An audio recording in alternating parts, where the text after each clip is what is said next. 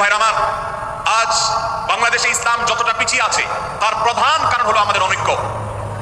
আজ আমরা যদি আমাদের মধ্যকার যে সমস্ত দেয়াল এবং প্রাচীরগুলো, অদৃশ্য প্রাচীরগুলো উঠে আছে, যেগুলো আমাদের মুসলিম ভ্রাতৃত্বকে ভেঙে খান খান করে দিয়েছে, টুকরো টুকরো করে দিয়েছে, যদি আজ আমরা সে সমস্ত অদৃশ্য প্রাচীরগুলো দূরে সরাতে পারতাম, আমার ভিন্ন মতের ভাইকে যদি আমার ভাই মনে করতে পারতাম, তার যদি আমি কল্যাণকামী হতে পারতাম, আল্লাহর কোরআনের ঘোষণা অনুযায়ী এই মুসলমানদের ঐক্যবদ্ধ শক্তিকে দমাবার শক্তি পৃথিবীর কারোর নাই, কারোর নাই, কারোর নাই।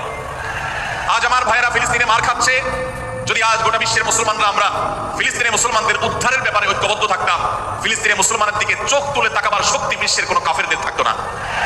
আজ যদি আমরা আমাদের মুসলমান নির্যাতিত ভাইদের ব্যাপারে সারা বিশ্বের মুসলমানরা ঐক্যবদ্ধ অবস্থান গ্রহণ করতে পারতাম, মুসলমানের দিকে চোখ তুলে তাকাবার শক্তি বিশ্বের কোনো কারোর থাকতো না। ভাইরা আমার, গোটা বিশ্বে ঐক্য প্রতিষ্ঠা করা আপনার আমার মতো সাধারণ মানুষের দ্বারা হয়তো সম্ভবপর হবে না, কিন্তু আমরা যারা মাঠ পর্যায়ে কাজ করছি, আমি আপনাদেরকে করজোড় করে অনুরোধ করতে চাই। আমি জানি আপনার এলাকাতে, আপনার মহল্লাতে আপনার সাথে অন্য মুসলমান ভাইদের অনেক ক্ষেত্রে মতভিন্নতা আছে।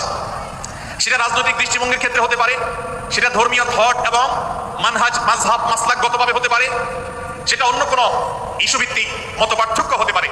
আল্লাহর জন্য, আল্লাহর ওয়াস্তে, আল্লাহর ওই আয়াতকে মেনে আমল করার চেষ্টা করি আমরা। আল্লাহ বলেছেন, ওয়া'তাসিমু বিহাবলিল্লাহি জামিআন ওয়া লা তাফাররাকু, তোমরা আল্লাহর রশিকে সবাই ঐক্যবদ্ধভাবে আঁকড়ে ধরো, ঐক্যবদ্ধভাবে আল্লাহর রশিকে আঁকড়ে ধরো, তোমরা পরস্পর বিচ্ছিন্ন হয়ে যেও না।